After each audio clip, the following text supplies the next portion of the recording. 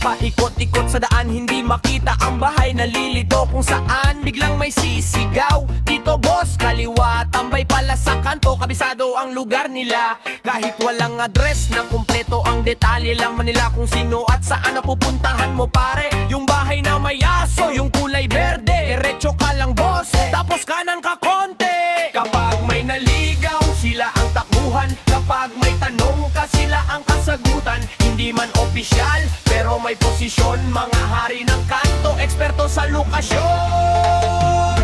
Tambay sa kanto, sila ang bida. Parang GPS na libre ang serbisyo nila. Tambay sa kanto, laging nakabantay. Kapag may rider na naligaw, sila ang gabay. Tambay sa kanto, saludo kami sa inyo. Kabisado ang barangay mula dulo hanggang tambay sa kanto. Astigang samahan, mga alamat ang lugar na walang kapantay kailanman.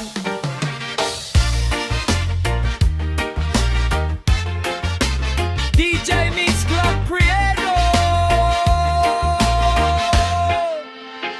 Suki sila ni Aling Nena sa tindahan, kape at biskwit ang paboritong tambayan. May upuan sa gilid na parang trono. Kapag wala sila ron, parang may kulang sa baryo. Kapag may nasiraan sa gitna ng kalsada, may tutulong agad kahit walang kapalit na bayad. Kapag may bagyo at may kailangang buhatin, mga tambay sa kanto unang dumarating. Kapag may emergency, mabilis kumilos. Kapag may problema, todo ang buhos. Minsan napagkakamalang walang ginagawa, pero sila ang unang rumeresponde sa sakuna.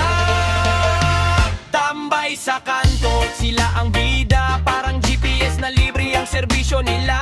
Tambay sa kanto, laging nakabantay. Kapag may rider na naligaw, sila ang gabay. Tambay sa kanto, saludo kami sa inyo. Kabisado ang barangay mula dulo hanggang tambay sa kanto. Astigan samahan, mga alamat na lugar na walang kapantay kailanman.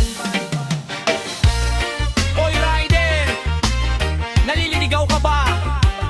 Tanong mo sa tambay, sigurado ang direksyon. Pakaliwa, pakanan, diretso lang, nandyan na ang daan.